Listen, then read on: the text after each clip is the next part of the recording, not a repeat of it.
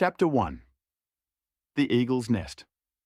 There is a legend that every Polish child grows up hearing, and like most national origin stories, it is almost certainly not true, and also somehow exactly true in the way that matters.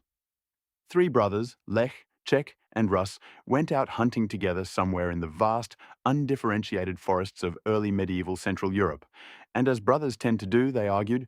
and the argument was about which way to chase their prey. Which honestly seems like a strange thing to found three nations over, but here we are. Czech, the eldest, followed his quarry south and eventually settled the lands that would become Bohemia. Rus, the youngest, wandered east and became the legendary founder of the Russian peoples. Because apparently, national founding myths in this part of the world require zero consistency in scale or plausibility. And Lech, the middle brother, the one who is neither too old nor too young, neither too far nor too close, wandered north, and what he found there, according to the legend, was a white eagle, not just any white eagle, but one perched in its nest at the exact moment the sun was setting. Its wings spread against a sky that had turned the deep, burning red of a Central European autumn evening. And Lech looked at this, and Lech apparently had very strong feelings about omens, because he decided on the spot that this was the place, this was home, and he named the settlement Gniezno, which translates roughly to nest. And the white eagle against the red sky became the symbol that, to this day, sits at the center of the Polish flag and the Polish coat of arms, a bird looking dramatic at sunset, becoming the founding image of an entire nation's self-conception. And you have to respect the commitment. Now, strip away the eagle and the brothers and the suspiciously tidy division of Slavic Europe into three convenient nations, and the real story, the one that actually shows up in the historical record, begins not with an omen, but with a single decision made by a single man in the year 966, a decision so consequential that everything Poland would become for the next 1,000 years can be traced back to it. That man's name was Mieszko I, and the tribe he ruled, the Polans, based around the fortified settlements of Gniezno and Poznań in what is now western Poland, were just one of several Slavic tribal groups scattered across the river basins of the Oder and the Vistula, a landscape of dense forests and wetlands inhabited by peoples with names like the Vistulans, the Masovians, and the Silesians, none of whom, by any reasonable assessment in the early 10th century, looked like the foundation of a major European kingdom. The Polans had something the others didn't, though, which was a position right at the meeting point of two very different worlds. A frontier zone where Slavic tribal society to the east met the expanding edge of Latin Christendom to the west, and Mieszko, whatever else history remembers about him, understood that position with remarkable clarity. Understood it, in fact, far better than most rulers in similar positions across medieval Europe ever managed to. To his west sat the Holy Roman Empire, the sprawling confederation of German states that traced its legitimacy back to Charlemagne, and under the Ottonian dynasty, it was actively pushing eastward, often with soldiers and missionaries arriving as a package deal, conquest dressed up as conversion. The historians Jerzy Lukowski and Hubert Zawadzki, in their widely used concise history of Poland, describe the calculation facing pagan Slavic rulers in this period in stark terms. Convert to Christianity on your own terms and keep your independence, or have Christianity, and the political subordination that came bundled with it imposed on you by force from German neighbors who were more than happy to call it a holy mission.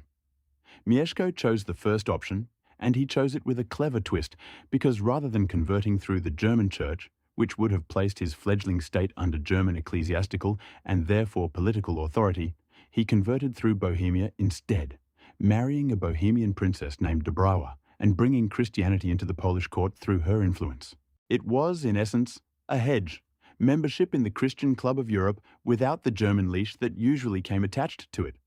And the timing mattered too, because just a few years after his baptism, in 972, Mieszko's forces won a real battlefield victory at Sardinia against German margraves probing his borders. A message sent loud and clear that this newly Christian state had no intention of being anyone's pushover. Mieszko spent the rest of his reign pushing his territory north toward the Baltic and south toward the Carpathians, building something that, while still small and precarious compared to its neighbors, now had three things it had never had before: international recognition, its own church structures, and a dynasty, the Piast dynasty, that would rule Poland for more than 400 years, longer than the entire span of time separating us today from the founding of the United States.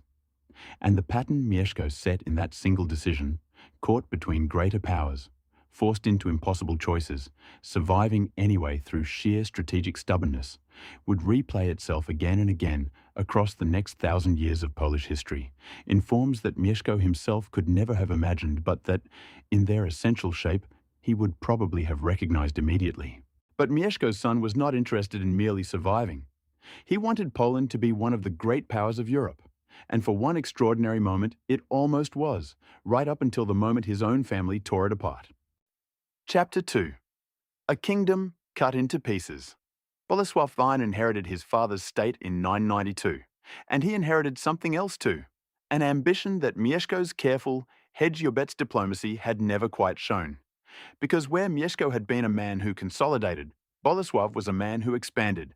And within a few years of taking power, he had pulled off something genuinely remarkable, convincing Holy Roman Emperor Otto III, the same imperial structure that Mieszko had spent his entire reign carefully maneuvering around, to grant Poland its own independent church governance. And this was not a small thing, because in the medieval world, control over your own bishoprics meant control over your own legitimacy, your own education system, your own administrative class, and your own claim to be a real kingdom rather than a tributary territory waiting to be absorbed, and the agreement, struck during a famous meeting at Gniezno in the year 1000, known as the Congress of Gniezno,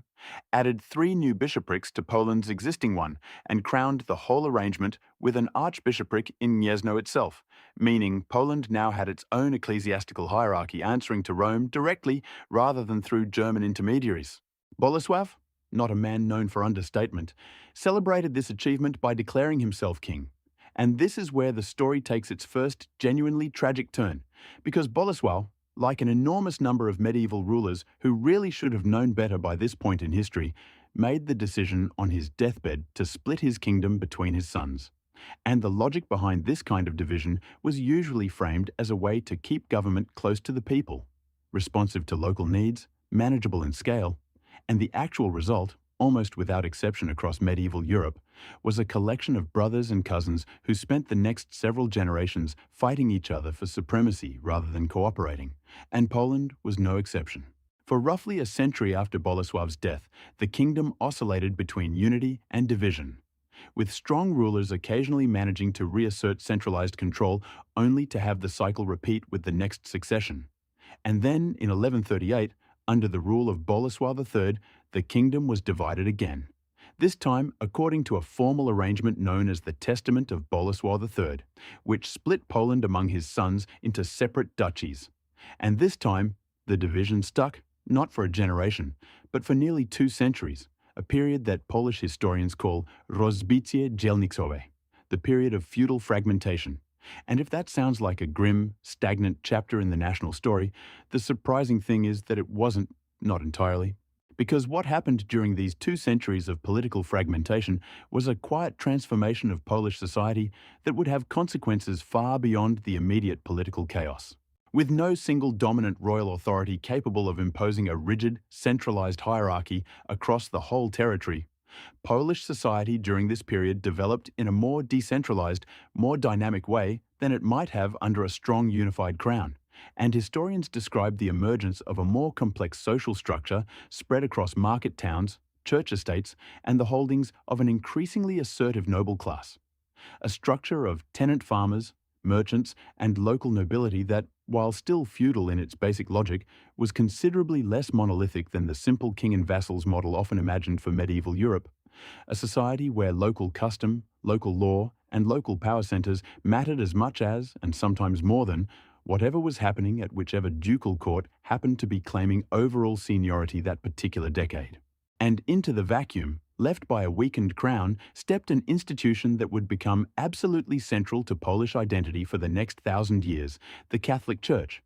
which during this period of political division became, in many ways, the only institution capable of operating across the fractured duchies, educating clergy and nobility alike, maintaining a unified liturgical and administrative language in Latin, while the political map fractured into a patchwork of competing principalities, and shaping a sense of shared Polish culture that existed independently of, and arguably in spite of the actual political structures on the ground. It is at this surprisingly early stage, more than 700 years before anyone in Europe would use the word nationalism in anything like its modern sense, that something resembling an early nationalist sentiment begins to appear in the historical record.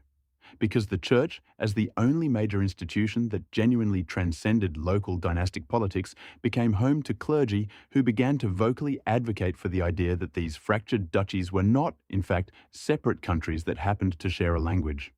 but pieces of a single Polish nation that had been temporarily and unfortunately divided and ought to be reunified under a single crown. This idea of fundamental, almost sacred indivisibility, the notion that Poland, however carved up by circumstance or by enemies, remained essentially one nation underneath, would become one of the most persistent and powerful themes in the entire span of Polish history, surfacing again and again across the centuries in increasingly desperate and increasingly dramatic circumstances. And it is worth holding on to that idea now, because it is going to come back again and again, in ways that will eventually involve far more than just feuding dukes. But the fragmentation period brought more than just political division and ecclesiastical consolidation, because it also brought new people into the Polish lands, German colonists arriving from the west as part of a broader pattern of eastward settlement that historians call the Ostsiedlung, bringing with them new agricultural techniques such as the heavy plough and three-field crop rotation that made previously marginal forest land productive. New town charters modelled on German urban law that gave the merchants and craftsmen of these new towns a degree of self-government unusual for the period, and a merchant class that would shape Polish commercial life for centuries, weaving German-speaking burghers into the social fabric of Polish towns in ways that would persist for hundreds of years afterward. And there was one more group arriving during these same fractured centuries, a group whose presence in Poland would become one of the defining and eventually one of the most heartbreaking threads in the entire fabric of the country's history. A community that was, at this exact moment, running out of places in Europe willing to let them stay. Chapter 3. The Welcome Nobody Else Gave. To understand why Jewish communities increasingly looked toward Poland during the high and late medieval period, you first have to understand just how badly things were going for Jewish populations almost everywhere else in Christian Europe, because by the 12th and 13th centuries, Jewish communities across Western Europe were facing an escalating cycle of legal restriction, economic exclusion, periodic violence, and outright expulsion, a pattern driven by a toxic combination of religious antagonism, economic resentment, often deliberately stoked by rulers who owed Jewish moneylenders debts they preferred not to repay, and the recurring trauma of the Crusades, which, as they moved armies of armed pilgrims across Europe toward the Holy Land, repeatedly left burned Jewish quarters and massacred communities in their wake. From the Rhineland massacres of the First Crusade in 1096 onward, and against this backdrop of escalating persecution in the German lands, France, and England, which would expel its entire Jewish population in 1290, the fragmented duchies of Poland represented something genuinely unusual. Not a utopia, not anything close to it, but a set of rulers who, for reasons that were partly pragmatic and partly, in at least one notable case, surprisingly principled, were willing to offer Jewish communities something that had become vanishingly rare elsewhere, which was a legal framework for staying. The turning point came in 1264, when Duke Bolesław V of Greater Poland issued a document known as the Statute of Kalisz, a charter that granted Jewish communities in his territory a remarkable set of protections, placing Jews under the direct jurisdiction of the Duke rather than local courts that were often hostile, guaranteeing the safety of synagogues and cemeteries from desecration, establishing legal procedures for resolving disputes between Jews and Christians that did not automatically presume Jewish guilt, which, given the standards of the era, was a genuinely significant departure. And the historian Bernard Weinrib, in his foundational study, The Jews of Poland, describes the Statute of Kalisz as having established a legal precedent that would shape the status of Jewish communities in Poland for centuries to come. A framework that, whatever its limitations, was demonstrably more favorable than what existed in most of contemporary Christian Europe. And this welcome got considerably warmer 70 years later, during the reign of one of the most consequential rulers in early Polish history, Kazimierz III, known to history, with the kind of nickname that historians love and that turns out to be entirely earned, as Kazimierz the Great, who in 1334 extended the protections of the Statute of Kalisz across the entire kingdom and actively encouraged further Jewish migration into Polish territory. And the reasons for this were not purely altruistic, because Kazimierz, like rulers across medieval Europe, recognized that Jewish merchants, financiers, and skilled craftsmen represented an economic resource. Populations with trade connections across Europe and with financial expertise that a kingdom looking to develop its towns and its economy could put to considerable use.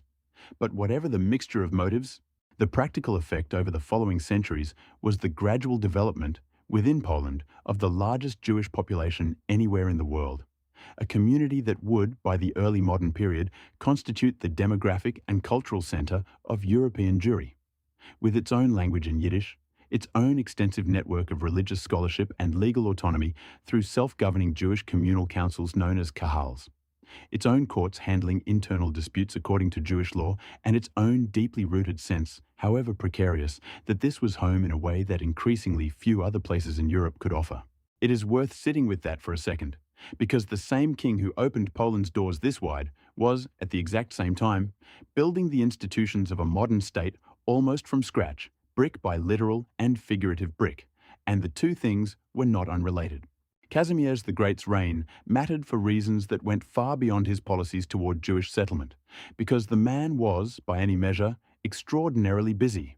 and the list of his accomplishments reads less like the record of a single medieval king, and more like a checklist for founding a country, starting with the codification of Polish law into a unified legal system known as the Statutes of Casimir the Great,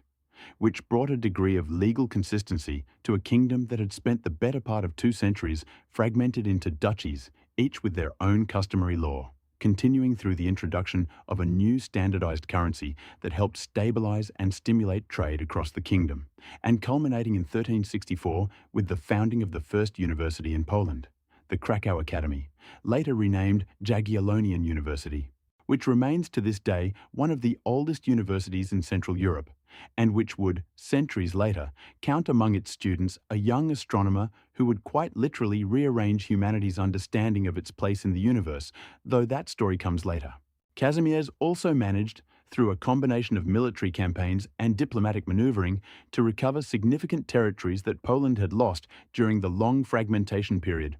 pushing back against both the Teutonic Knights in the north, whose state along the Baltic coast had been steadily expanding at Polish expense, and against Mongol incursions from the east that had devastated much of Central Europe in the preceding century, and by the time of his death in 1370, Kazimierz had achieved something that had eluded Polish rulers for generations: a kingdom that was unified, legally codified, economically developing, educationally equipped with its own university, and demographically home to a thriving and growing Jewish population that had found in Poland something approaching a refuge in an otherwise increasingly hostile European landscape. There was, however, a problem with all of this, the same problem that seems to follow medieval kings around like a curse no matter how competent they otherwise are. And it landed on Poland the moment Kazimierz the Great drew his last breath without a son to inherit any of it. Chapter 4. The Marriage That Built an Empire. When Kazimierz the Great died without a son in 1370, the Polish crown passed, through his sister, to her husband, Ludwig of Hungary. And if you're already sensing a pattern here, where Polish succession crises keep getting resolved by handing the kingdom to whoever happens to be married into the right family, regardless of whether they have any particular interest in Poland itself, you would be correct, because this is, by this point, essentially the 3rd time it has happened in this story, and Ludwig's reign over Poland was, by most accounts, an exercise in extracting value rather than investing in it. A king who treated his Polish crown as something of an inconvenient appendage to his much more important Hungarian kingdom, who confiscated Polish territory to benefit Hungary, and who, in order to secure Polish noble support for his preferred succession arrangements, granted the Polish nobility a series of special privileges that, in the short term, bought him cooperation, but that, in the long term, set important precedents for the increasingly powerful role the nobility would play in Polish politics for centuries to come. A theme that, like the indivisibility idea from the fragmentation period, is going to come back in a big way. But Ludwig's most important contribution to Polish history, however unintentional, was his daughter, a young woman named Jadwiga, who, in 1384, at around the age of 10, was crowned not Queen of Poland in the sense of being a king's wife, but King of Poland in her own right, a deliberate choice of title that reflected the Polish nobility's insistence that sovereignty rested in the crown itself, rather than in whoever happened to be married to its holder. And 4 years later, in 1386, Jadwiga did something that would reshape the map of Europe for the next 400 years. She married Jogaila, the Grand Duke of Lithuania. Now, to understand why this marriage mattered so enormously, you need to understand what Lithuania actually was at this point in history, because the Grand Duchy of Lithuania in the late 14th century was, in terms of sheer territory, one of the largest states in Europe, having expanded dramatically over the preceding century by absorbing huge swathes of the former territories of Kievan Rus to its south and east. Territories that stretched deep into what is now Belarus and Ukraine, but Lithuania had achieved this remarkable territorial expansion while remaining, almost uniquely in late medieval Europe, pagan, the last major pagan state on the continent, surrounded by Christian powers, most pressingly the Teutonic Knights to the north, who had spent the better part of 2 centuries waging what they framed as a perpetual crusade against pagan Lithuania, using its non-Christian status as religious and political justification for continuous military expansion into Lithuanian and Polish territory alike. The marriage between Jadwiga and Jogaila solved problems for both sides in ways that bordered on the elegant, because for Poland, it brought an alliance with an enormous military power that could help counterbalance the constant pressure from the Teutonic Knights, and for Lithuania, it offered Jogaila, who took the baptismal name Władysław and became co-ruler of Poland as Władysław II Jagiełło, a way to neutralize the religious justification the Teutonic Knights had been using to justify their aggression for generations. Because as part of the marriage agreement, Jogaila and his entire state converted to Christianity, in what stands as one of the largest mass religious conversions in European history, an entire pagan Grand Duchy becoming Catholic essentially overnight as a matter of dynastic and diplomatic arrangement. But converting on paper and actually integrating culturally are very different things, and despite this dramatic conversion, Poland and Lithuania remained, for a long time, 2 very different societies bound together in what historians call a personal union, sharing a monarch but maintaining separate laws, separate administrations, separate armies, and the Teutonic Knights, whatever their stated religious justifications, were not actually primarily motivated by genuine theological concern about paganism. They were motivated by territory and power. And a newly Christian Lithuania did not make the Knights suddenly lose interest in expanding their own state at Polish and Lithuanian expense. So in 1410, the simmering tension exploded into one of the largest battles fought in medieval Europe, the Battle of Grunwald, where the combined forces of Poland and Lithuania, reinforced by various allied contingents, met the army of the Teutonic Knights on a field in what is now northern Poland, and inflicted upon the Knights a defeat so total and so decisive that, while the Teutonic Order would survive for another century in increasingly diminished form, it never again posed the existential threat to Polish and Lithuanian independence that it had for the previous 200 years. Grunwald became, almost immediately, one of the foundational legendary moments of Polish national memory, a battle that, much like Lex Eagle, would be invoked again and again across the following centuries, whenever Polish identity needed a unifying symbol, a moment when, against a numerically formidable and historically terrifying enemy, the combined might of Poland and Lithuania had proven not just sufficient, but overwhelming. And in the century that followed Grunwald, something else began to take shape within the Polish kingdom, something that would, by the following century, transform Poland into one of the most genuinely unusual political experiments in all of European history, because the Polish nobility, the szlachta, building on the privileges that previous kings like Ludwig had granted in exchange for political support, began organizing themselves into local assemblies, regional gatherings where nobles could discuss matters of taxation, military levies, and royal policy. Gatherings that started as informal meetings of landowners comparing notes about royal demands and gradually hardened into something with real institutional weight. And by the 1490s, these regional assemblies had evolved into something new, a national parliament called the Sejm, a body that would, over the following century, accumulate powers that no parliament anywhere else in Europe could match, setting the stage for an arrangement so politically bizarre, so structurally unprecedented, and so completely at odds with how every other major power in Europe was organizing itself during this period that it deserves to be understood not as an aberration, but as one of the most fascinating constitutional experiments in human history. An experiment that was, for a while, spectacularly, gloriously successful. Chapter 5.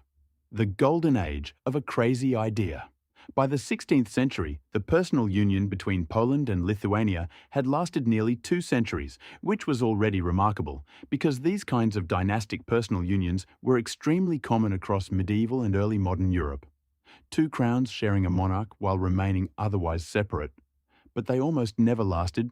They tended to either dissolve when a convenient succession crisis came along, or gradually solidify into one state absorbing the other.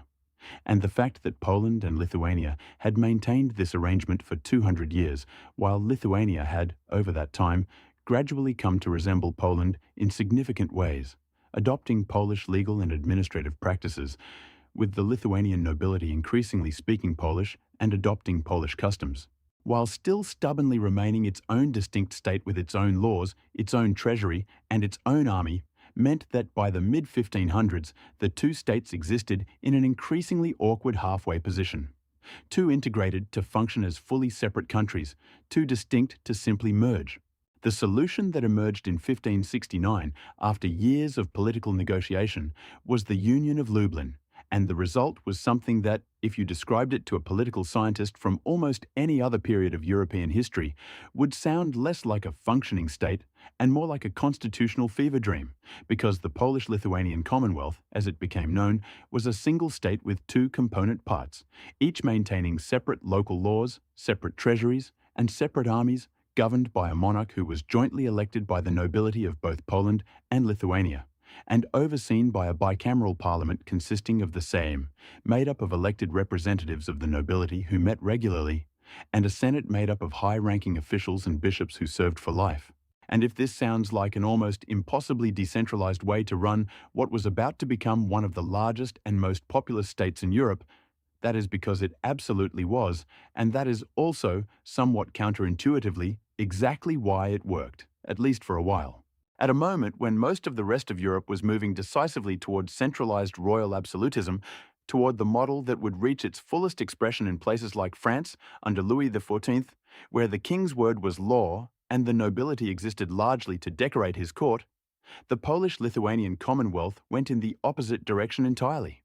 becoming what historians often describe as a noble's democracy, or in Latin, a republic in the genuinely Roman sense, a state where the monarch, rather than ruling by divine right with absolute authority, was elected by and ultimately accountable to a parliament representing roughly 10% of the entire population. The Szlachta, the Polish nobility, a percentage that, as the historian Norman Davies points out in his sweeping history of Poland, God's playground, was strikingly comparable to the proportion of the population that held citizenship rights in ancient Athens, making the Commonwealth, in terms of the sheer scale of its enfranchised population, one of the most broadly participatory political systems anywhere in the world at that point in history, a fact that sits in genuinely fascinating tension with the increasingly rigid social hierarchy below the level of the nobility. And the Commonwealth that emerged from this arrangement was not just politically unusual, it was also, by the standards of the time, almost unbelievably large and almost unbelievably diverse, sprawling across more than 400,000 square miles, stretching from the Baltic Sea in the north down toward the Black Sea in the south, encompassing a population of around 11 million people by the early 17th century, making it one of the largest and most populous states in all of Europe. And within those borders lived Poles and Lithuanians, yes, but also enormous populations of Belarusians and Ukrainians, substantial German communities especially in the cities, the Tatars whose ancestors had settled centuries earlier and who maintained their own Muslim communities complete with mosques that still stand in parts of northeastern Poland and Lithuania today, and that enormous Jewish population whose roots in Poland went back to the protections granted by Bolesław Thast and Kazimierz the Great, a population that, by this point, constituted somewhere around 3/4 of the entire world's Jewish population, living within a single political entity, and religiously, the Commonwealth was equally remarkable, with Catholics, Protestants of various denominations following the spread of the Reformation into the Polish lands, where the Warsaw Confederation of 1573 formally guaranteed religious peace between noblemen of different faiths at a time when France and the German lands were tearing themselves apart over exactly these questions. Orthodox Christians, especially in the Eastern Territories, Jews, and even small Muslim communities, all coexisting within the same state. A degree of religious and ethnic diversity that, in an era when most of the rest of Europe was tearing itself apart in religious wars, made the Commonwealth stand out as a genuine, if imperfect and frequently strained model of pluralistic coexistence. Something that the historian Daniel Stone, in his volume on the Polish-Lithuanian state, attributes in part to the Commonwealth's position at the literal crossroads of multiple civilizational zones: Catholic Western Europe, Orthodox Eastern Europe, and the Islamic world represented by the Ottoman Empire and its Tatar vassals, a position that made enforced religious uniformity not just undesirable, but practically unworkable. This was also, not coincidentally, the period when Polish culture experienced what is generally remembered as its golden age, as the ideas of the Renaissance, having swept through Italy and then France, made their way north into Poland, bringing with them new artistic styles, new architectural fashions, new currents in literature and philosophy, all arriving in a commonwealth that, thanks to good administration during this relatively stable period, significant agricultural exports, particularly grain, flowing west to feed the growing cities of Western Europe through Baltic ports, and a degree of internal peace that allowed scholarship and the arts to flourish, was experiencing genuine prosperity, the kind of prosperity that lets a society afford universities, patronize artists, and produce, every so often, a thinker whose ideas turn out to matter to the entire world. And it is during this golden age that Poland produced one of the most consequential intellectual figures in the entire history of human thought. Because if the name Copernicus means anything to you, and it should, that is Mieszko I Copernic, a scholar educated at the University Kazimierz the Great, had founded 2 centuries earlier, who in the early 16th century developed and published the heliocentric model of the solar system, the radical idea that the Earth orbits the Sun rather than the other way around, an idea that would take generations to be fully accepted and that would eventually upend not just astronomy, but humanity's entire understanding of its place in the universe. And that idea came out of Poland, out of this strange, sprawling, religiously diverse, politically decentralized commonwealth that, at this particular moment in its history, looked very much like it might be one of the great success stories of early modern Europe. But there was a structural feature buried within this remarkable political system, a single procedural rule that, in the right circumstances, would prove to be exactly the kind of small, overlooked flaw that brings down enormous and otherwise impressive structures. A rule designed with the best of intentions to prevent exactly the kind of royal absolutism the rest of Europe was embracing that would, within just a few generations, turn the Commonwealth's parliament from the engine of one of Europe's most participatory political systems into something closer to a national hostage situation, repeated over and over again, decade after decade, until the entire system simply stopped being able to function at all. Chapter 6. The disease called Liberum Veto. The rule was called the Liberum Veto, Latin for free veto, and on paper it sounds almost noble, an expression of exactly the kind of anti-absolutist, deeply individualistic political philosophy that had made the Commonwealth's noble democracy so distinctive in the first place. Because the Liberum Veto held that any single member of the same, any one of the elected noble representatives, possessed the power to single-handedly halt debate on any piece of legislation and, in its most extreme application, to dissolve the entire session of Parliament and nullify everything it had done up to that point, simply by standing up and objecting. And the logic behind this was that unanimous consent represented the purest possible expression of the noble democracy's foundational principle: that no law should bind a free nobleman without his consent. That the Slachta as a whole, all of them, every single enfranchised noble, had to agree before the state could act, because anything less would represent exactly the kind of majority, imposing its will on the minority tyranny that the entire system had been designed to prevent. In the best of circumstances, what this actually meant in practice was that the Liberum Veto functioned as an enormous, ever-present emergency brake on the entire legislative process, giving any individual noble, however minor his actual standing, the theoretical power to grind the machinery of government to a complete halt over a single objection, and for a while, in a political culture that genuinely valued consensus and where the social pressure to avoid being the person who single-handedly destroyed a session of parliament was considerable.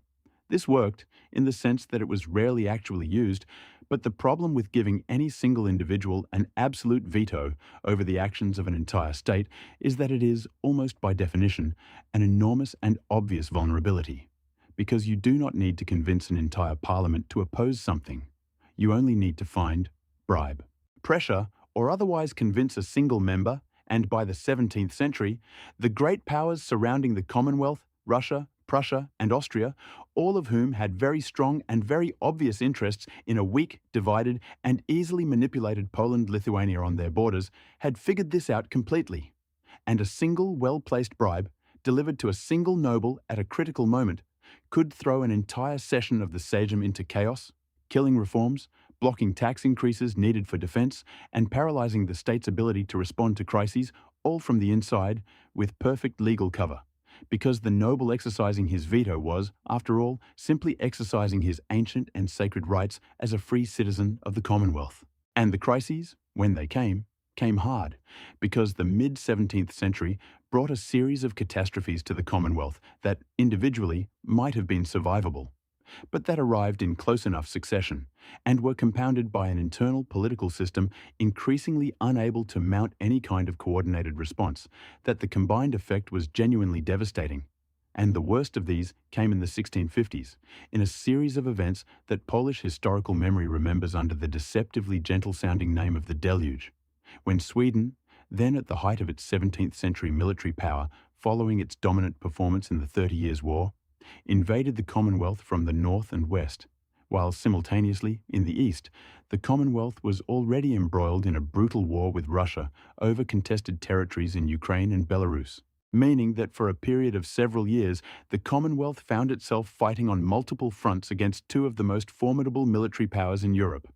with Swedish armies advancing deep into Polish territory, sacking cities, looting churches and monasteries of treasures and manuscripts that had accumulated over centuries, and at the lowest point of the deluge, occupying the vast majority of the Commonwealth's core territory, with the king himself forced into exile and the entire state reduced, for a period, to a small surviving rump around a handful of fortified positions that managed to hold out, including, in one of the more dramatic episodes of the war, the defense of the Pauline monastery at Częstochowa, home to the famous icon of the Black Madonna. A defense that would itself become woven into Polish national and religious mythology as a symbol of faith and resistance against overwhelming odds. The Commonwealth did survive the deluge, eventually managing to push the Swedish forces back and stabilize the Eastern Front against Russia. But survival came at an almost incomprehensible cost, because the demographic and economic devastation inflicted during these years was staggering, with estimates suggesting that the Commonwealth lost something in the range of a quarter of its entire population over the course of the conflict, through direct violence, through the destruction of agricultural land and the famines that followed, and through the diseases that, as always in early modern warfare, followed armies around like a shadow and killed far more people than the fighting itself ever did. Entire regions left depopulated for a generation. Market towns that had thrived during the Golden Age reduced to a fraction of their former size, and libraries, archives, and works of art looted by Swedish forces and shipped north, much of which never returned and can still be found today in Swedish museums and collections, a kind of permanent physical reminder of just how thoroughly the Golden Age had been interrupted. And the historian Robert Frost, in his detailed study The Northern Wars, describes the deluge as a turning point after which the Commonwealth, while it would continue to exist as a formally independent state for another century and a half, never fully recovered either its population, its economic vitality, or, crucially, its ability to project military and political power on the scale it had managed during its Golden Age. And it was in the aftermath of this catastrophe, with the Commonwealth weakened, depopulated, and increasingly vulnerable, that the structural flaw of the Liberum Veto, which had been a manageable quirk during the prosperous years, became something closer to a fatal disease, because by the early 18th century, the Sejm had become so routinely paralyzed by vetoes, often deployed at the direct instigation and expense of foreign powers with a vested interest in keeping the Commonwealth weak, that it became genuinely difficult for the state to pass even basic, urgently needed legislation, with sessions of Parliament being dissolved before accomplishing anything at all,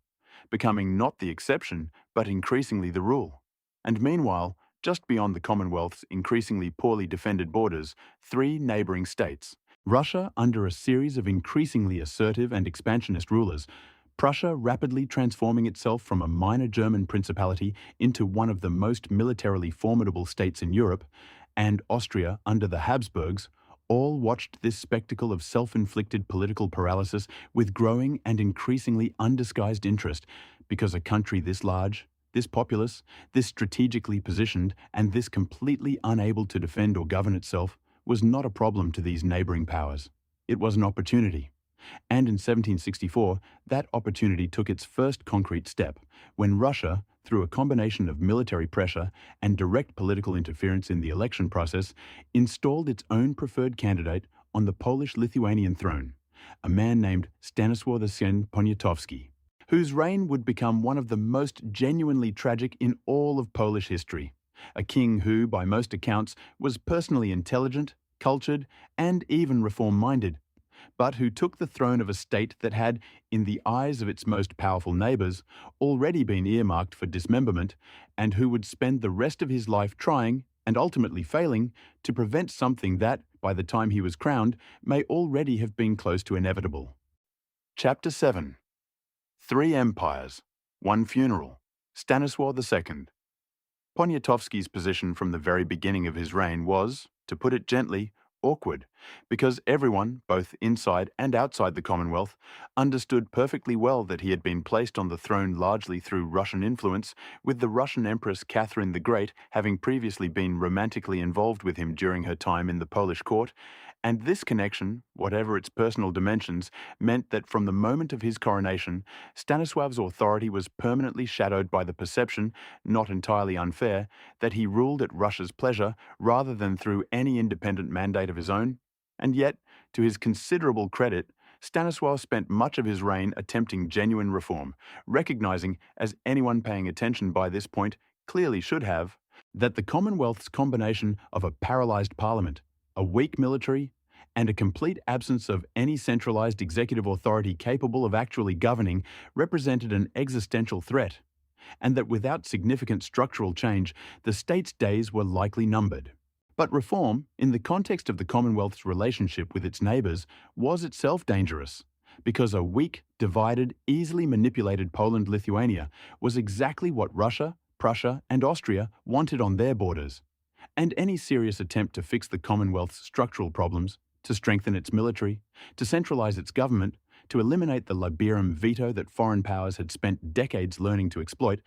was, from the perspective of those neighbouring powers, not an internal Polish matter to be welcomed,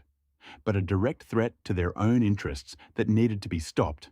And the pattern that emerged over the following decades would repeat itself with a kind of grim, mechanical inevitability, reform attempts triggering foreign intervention, intervention weakening the Commonwealth further,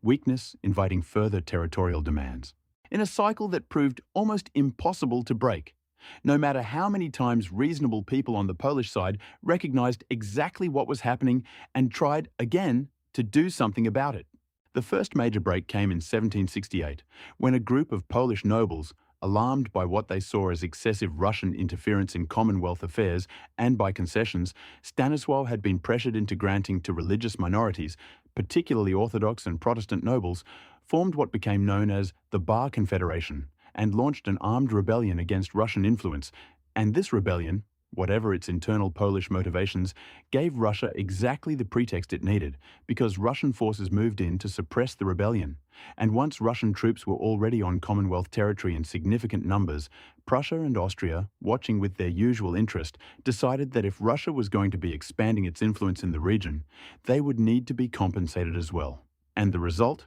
formalized in 1772, was the First Partition of Poland, in which all three powers, Russia, Prussia, and Austria, simply annexed substantial portions of Commonwealth territory for themselves, reducing the Commonwealth by roughly a third of its land and population in a single stroke, An act so blatant, so nakedly opportunistic, that it genuinely shocked observers across Europe, even in an era not exactly known for diplomatic gentleness. And yet the remaining rump Commonwealth, its parliament still hamstrung by the Liberum veto, its military still a fraction of what its neighbours could field, was in no position to do anything about it beyond formally, humiliatingly, ratifying the territorial losses under direct military pressure. For King Stanislav, the first partition represented something close to the worst possible outcome short of complete dissolution. The Commonwealth had survived, but as a visibly diminished, visibly humiliated state whose continued existence now appeared to depend entirely on the forbearance of the very powers that had just demonstrated their willingness to carve it up whenever convenient. And Stanislaw, faced with what amounted to a choice between accepting this diminished status quo indefinitely or attempting, one more time, to fix the underlying structural problems that had made the partition possible in the first place, chose, with what in hindsight looks like either remarkable courage or remarkable desperation, to try again.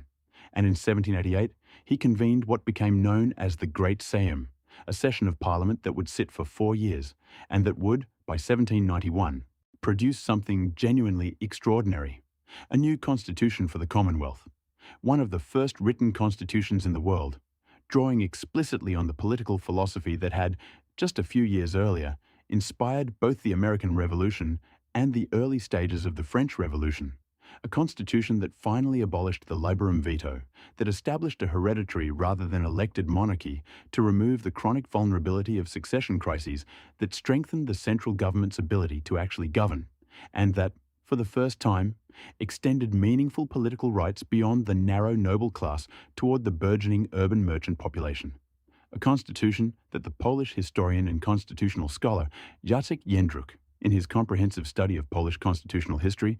describes as placing the Commonwealth, at least on paper, among the most progressive states in Europe at that exact historical moment. But the timing could not have been worse, because this was 1791. The French Revolution was already underway and rapidly radicalizing, and to the absolute monarchies of Russia, Prussia, and Austria, the sight of a neighboring state voluntarily adopting Enlightenment constitutional principles, abolishing the very feudal privileges that those same monarchies depended on, and doing so at the exact moment when revolutionary ideas were already terrifying the crowned heads of Europe, was not viewed as an internal Polish reform. It was viewed as a contagion, a dangerous example that, if allowed to succeed, might inspire similar ideas closer to home. And Russia in particular, having previously been content to treat the Commonwealth as a useful, manipulable buffer state, now saw an urgent need to crush this constitutional experiment before it could take root. So Russian forces, joined shortly afterward by Prussian forces, invaded the Commonwealth specifically to overturn the new constitution and restore the old dysfunctional system.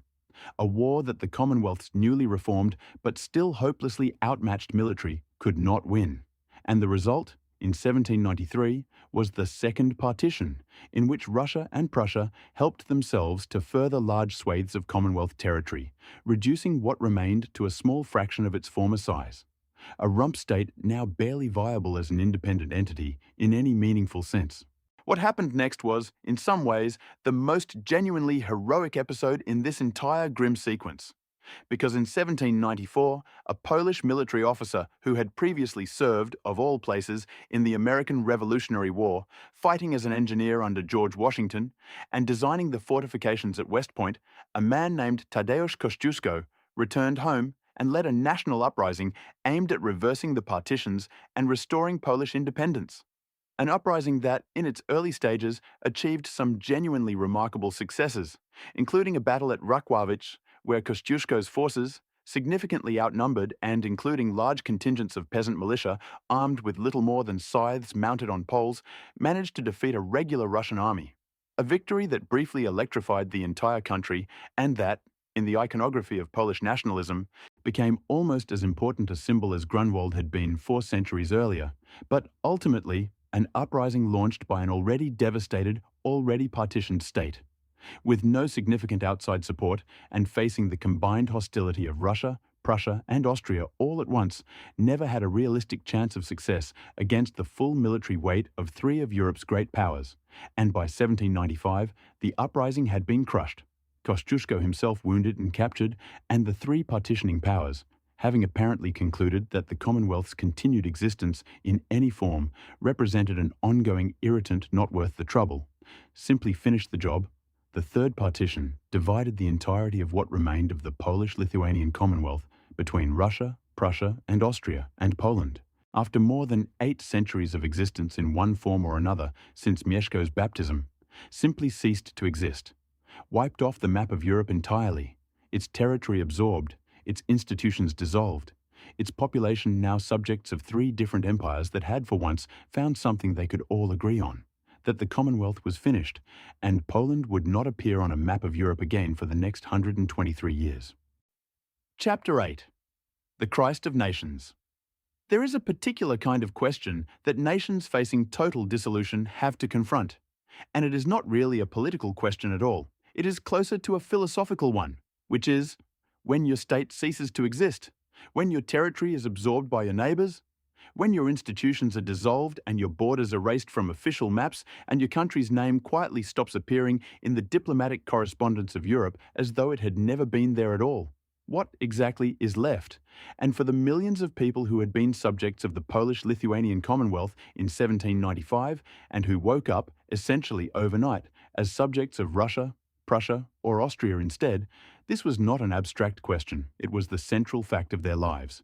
And the answer that emerged over the following century, an answer expressed not through armies or treaties, but through poetry, painting, music, and an extraordinary, almost obsessive cycle of armed uprisings that, time after time, had no realistic chance of military success, and yet kept happening anyway, generation after generation, is one of the more remarkable case studies in how a nation can persist as an idea even when it has been completely erased as a state. Poland's situation, as the 19th century unfolded, was genuinely distinctive even by the standards of an era that was, across Europe, increasingly obsessed with questions of nationhood and national identity.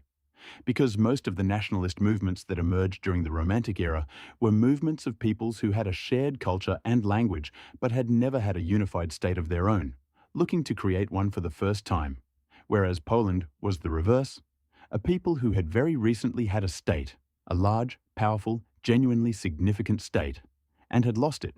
and the cultural memory of that loss, still fresh, still within living memory for the generation that had actually witnessed the partitions, gave Polish nationalism in this period a particular emotional intensity, a sense not of aspiration towards something new, but of mourning for something stolen and a determination to get it back. And in an interesting echo of the fragmentation period centuries earlier, when the Catholic Church had served as the one institution capable of maintaining a sense of shared Polish identity across politically divided duchies,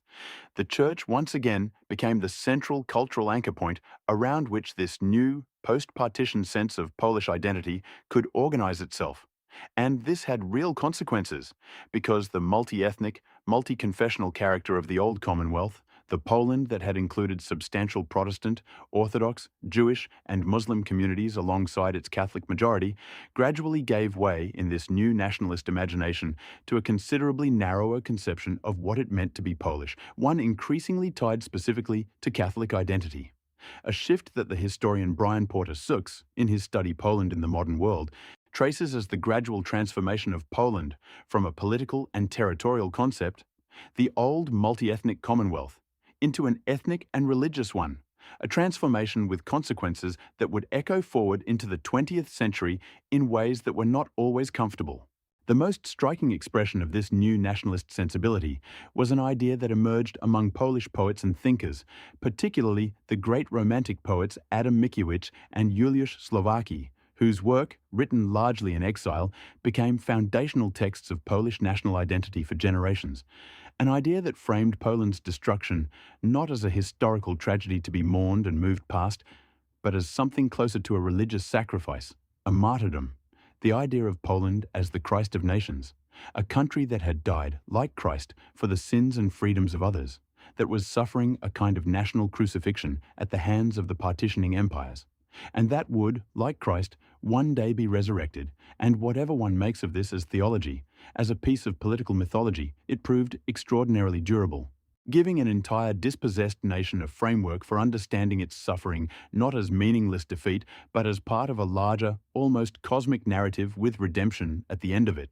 And in hindsight, given what would eventually happen in 1918, it turned out to be, in a strictly literal sense, not actually wrong. The lived experience of Polish life under partition, however, varied considerably depending on which empire you happened to find yourself under. And these differences would matter enormously for how Polish national consciousness developed in different regions. Because under Russian rule, the portion of Poland initially organized as the nominally autonomous Congress Kingdom of Poland found that autonomy steadily stripped away over the course of the century, particularly after major uprisings in 1830 and 1863, both of which were crushed and both of which resulted in harsher Russification policies, restrictions on the Polish language in schools and administration, and the eventual complete absorption of what remained of the Congress Kingdom's separate status directly into the Russian Empire. While in the Austrian-controlled south, the Polish-majority province of Galicia, although it was one of the poorest regions in the entire Austro-Hungarian Empire, paradoxically enjoyed considerably more cultural and political autonomy than Polish territories under Russian or Prussian rule, with Polish-language schools, universities, and a degree of local self-government that made Galicia, despite its poverty, into a genuine center of Polish cultural and intellectual life as the century progressed. A place where Polish identity could be expressed relatively openly in ways that were simply impossible further east or west. The situation in the Prussian, later German partition was different again, and arguably the harshest in terms of deliberate cultural policy, because successive Prussian and then German governments pursued aggressive Germanization policies specifically aimed at the Polish population, restricting the use of Polish in schools and public life, encouraging German settlement in predominantly Polish areas, and treating Polish culture and language as something to be actively suppressed rather than merely tolerated, even as the Polish-inhabited regions under German control benefited, in purely economic terms, from the broader industrialization sweeping through the German Empire, creating the genuinely strange situation of a population that was, in material terms, often better off than their counterparts under Russian or Austrian rule, while simultaneously facing some of the most systematic and deliberate cultural suppression anywhere in partitioned Poland. And running through all of this, across all three partitions, was a recurring and self-reinforcing pattern.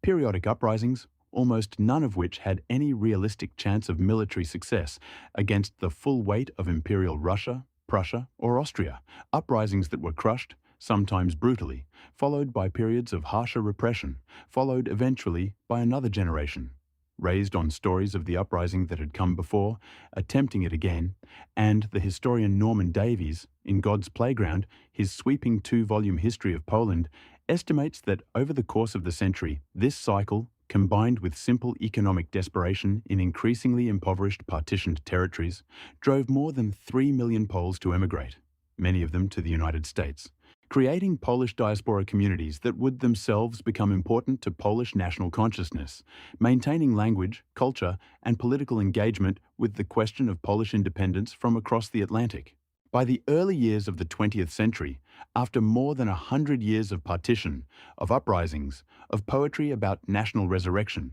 of a Polish identity that existed as a powerful cultural and emotional reality, despite having no corresponding political reality whatsoever, it seemed, to most reasonable observers, that an independent Polish state was, if not impossible, then at least extraordinarily unlikely, because what, realistically, could possibly change the calculus? What could possibly weaken Russia, Prussia, and its successor Germany, and Austria-Hungary all simultaneously, enough to create the kind of opening that a century of uprisings had repeatedly failed to create on their own? And the millions of Poles who had emigrated abroad, particularly to the industrial cities of the United States, where Polish-language newspapers, churches, and fraternal organizations kept alive both the language and the political question of Polish independence, watched events in Europe with an attention that, in just a few short years, would suddenly matter enormously, because the answer to that question, when it came, would arrive with a scale of violence and a scale of imperial collapse that nobody, not even the most committed believer in Poland's eventual resurrection, could have fully anticipated. A war that would tear apart not one or two, but all three of the empires that had partitioned Poland, and that would, in its aftermath, do something that had not happened in over a century, put Poland back on the map of Europe. Chapter 9. Resurrection and the Iron Curtain. The First World War did something to the eastern half of Europe that it largely did not do in the West. While the Western Front famously bogged down into static trench warfare, a horrifying stalemate of mud and barbed wire that barely moved for years, the Eastern Front was a war of movement, of armies advancing and retreating across enormous distances, and the former Polish territories, sitting at the geographic intersection of Russia, Germany, and Austria-Hungary, found themselves at the very epicenter of that movement, fought over, occupied, reoccupied, and devastated by all three of the empires that for over a century had ruled different portions of partitioned Poland. And in a development that captures the genuine absurdity of Poland's situation at this point in history,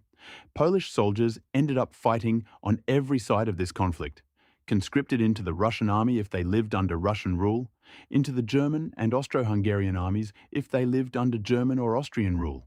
meaning that Polish men, in some cases literal relatives, found themselves facing each other across the lines in a war being fought entirely by other people's empires over territory that included their own homeland. All three empires, recognizing that Polish manpower and Polish goodwill were valuable resources, made vague and competing promises about eventual Polish autonomy in exchange for loyalty. Promises that became increasingly difficult to evaluate as either sincere or cynical, because the entire premise on which they rested, the continued existence of the empires making them, was about to become very much an open question. The turning point came in stages. First, the Russian Revolution of 1917 knocked Russia out of the war entirely and threw the territories it had controlled, including its large share of partitioned Poland, into chaos. Then, in 1918, Germany and Austria-Hungary collapsed in defeat, meaning that within the space of about a year, all three of the empires that had partitioned Poland in the 1790s had either disintegrated or been defeated.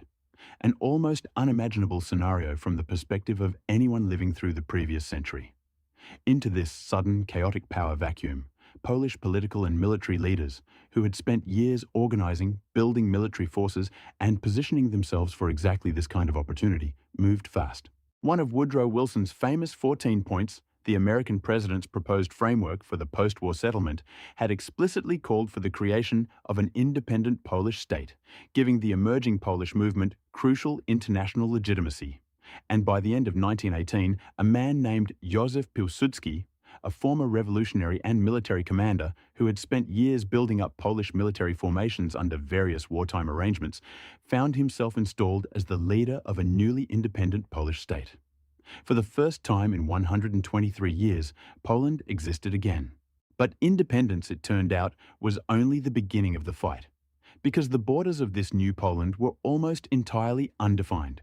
contested on every side by neighbors with their own claims to disputed territories, and most dramatically to the east, where the new Soviet Russia, having emerged from its own brutal civil war, looked at the newly reborn Polish state and saw not a neighbor to be accommodated, but a barrier to be removed on the path toward exporting revolution westward into Germany and beyond.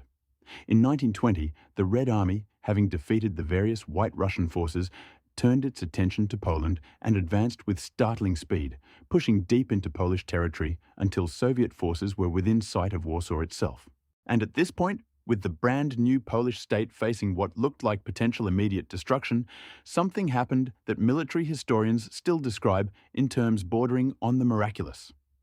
Polish forces, in a battle fought in and around Warsaw in August 1920, not only halted the Soviet advance, but inflicted a defeat so total, capturing or destroying entire Soviet armies, that it effectively ended the war on terms enormously favorable to Poland, an event that came to be known, with characteristic Polish flair for dramatic naming, as the miracle on the Vistula. Norman Davies, in his book White Eagle, Red Star, devoted entirely to this war, argues that it was one of the most consequential and most underappreciated battles of the 20th century,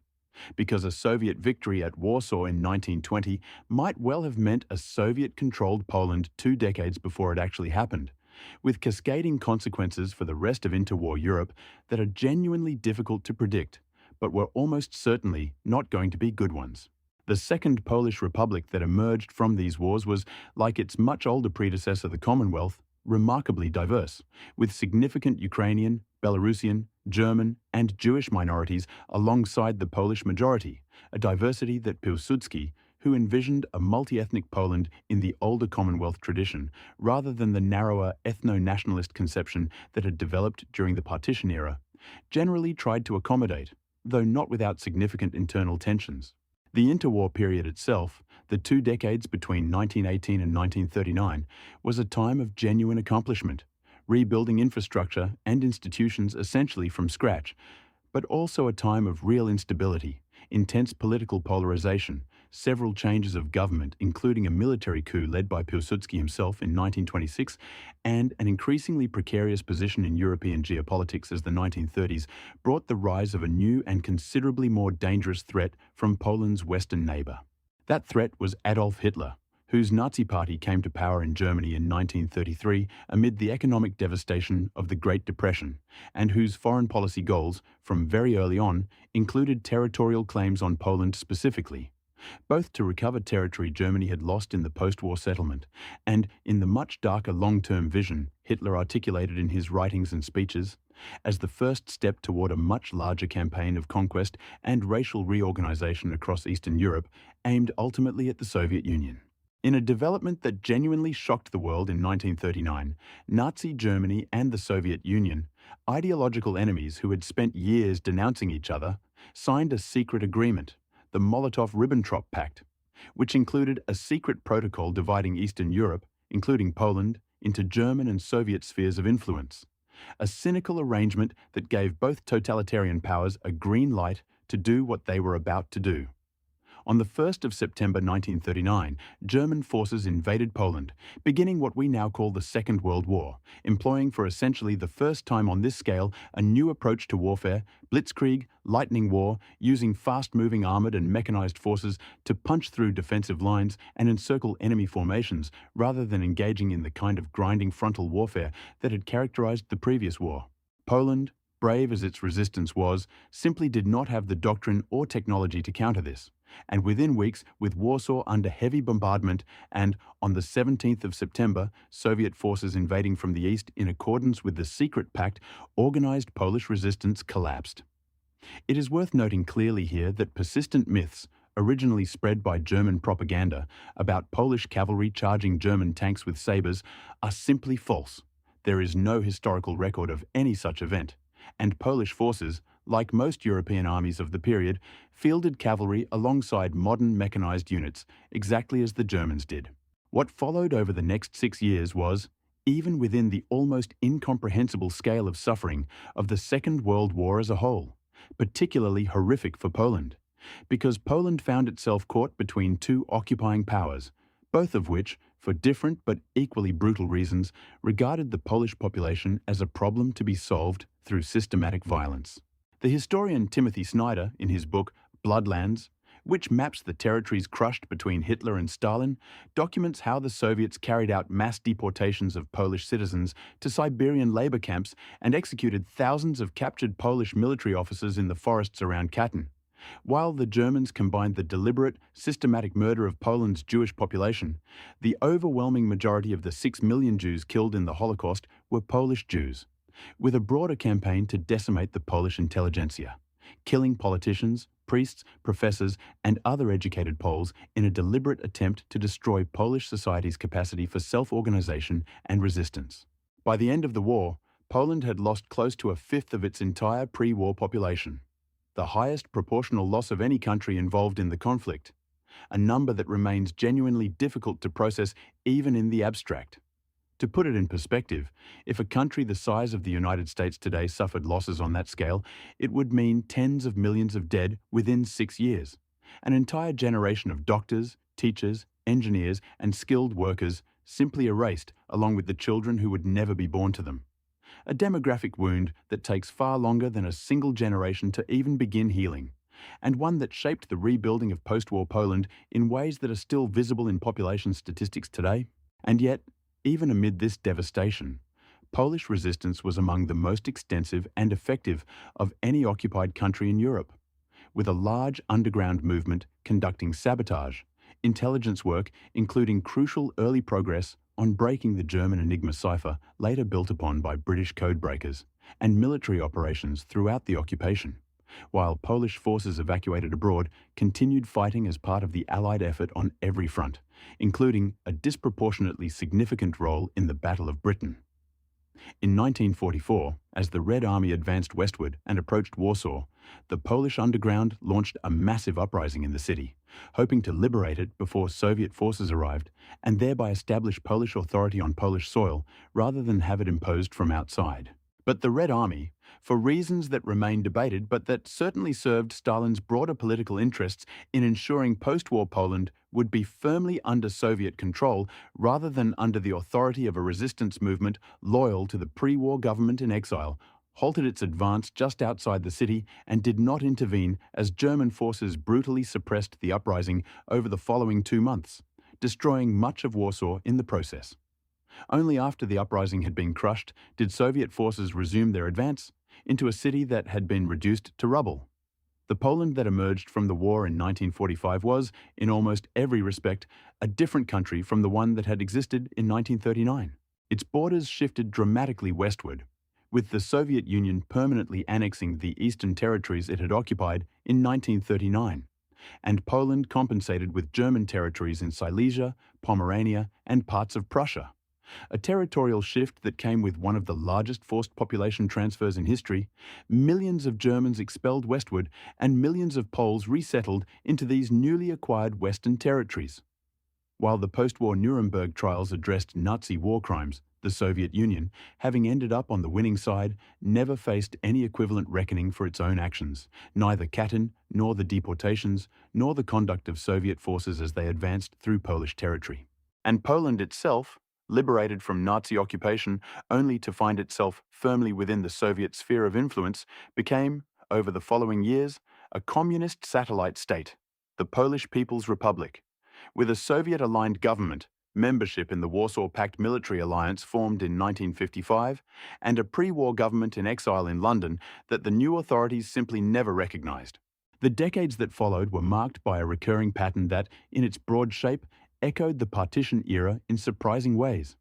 Periodic outbreaks of popular unrest against a government widely perceived as imposed from outside, with significant protests and strikes in 1968, 1970, and 1976, each met with varying degrees of repression, each followed by promises of reform that rarely materialized in any meaningful way, and each leaving behind a slightly larger pool of people who had personally witnessed the gap between what the communist government claimed about itself and what it was actually willing to do to its own citizens when those citizens asked for more bread, more freedom, or simply to be heard. And once again, as it had during the partition era, the Catholic Church became a focal point for Polish identity and increasingly opposition to the communist government,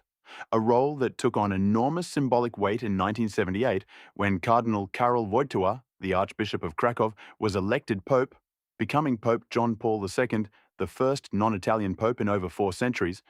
And when he returned to Poland for the first time as Pope in 1979, the crowds that gathered to see him, by some estimates a significant fraction of the entire adult population of the country over the course of his visit, sent an unmistakable message to the communist authorities about where the population's real loyalties lay. An event that had a genuinely electrifying effect on Polish national consciousness, and that many historians now point to as one of the opening cracks in the edifice that would, within a decade, come down entirely. Just 2 years later, in 1980, a wave of strikes centered on the shipyards of Gdansk gave rise to an independent trade union called Solidarity, led by an electrician named Lech Wałęsa, which rapidly grew into something far larger than a labor movement, becoming, as the journalist and historian Timothy Garton-Ash documents in The Polish Revolution, the focal point of an entire society's accumulated grievances against the communist system, gaining support not just domestically but internationally, including from the United States and, significantly, from the Vatican under the Polish Pope. The government attempted to suppress solidarity through the imposition of martial law in 1981, but the movement survived underground, and by the end of the decade, as the broader Soviet bloc began to crack under the weight of its own accumulated economic and political failures, Solidarity was finally permitted to participate in elections in 1989. elections in which the Communist Party lost so decisively that it marked the effective end of communist rule in Poland.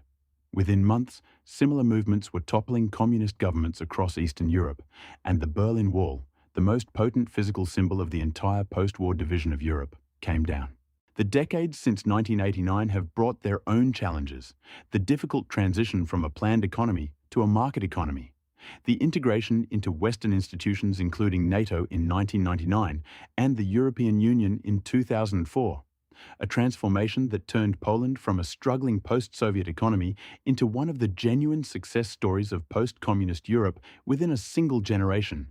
But what is genuinely remarkable, looking back across this entire span of history, from a tribe called the Polans expanding out from a fortified settlement at Gniezno, through a golden age of religious pluralism and constitutional experimentation, through complete erasure from the map for over a century, through the catastrophic violence of the 20th century and 4 decades behind an Iron Curtain, is not that Poland suffered so much, although it certainly did, but that it kept coming back, again and again, in forms that its own people, across generations of partition and occupation, had insisted against all reasonable evidence that it eventually would, and that, more than any battle or any treaty or any constitution, may be the truest thing anyone has ever said about this country.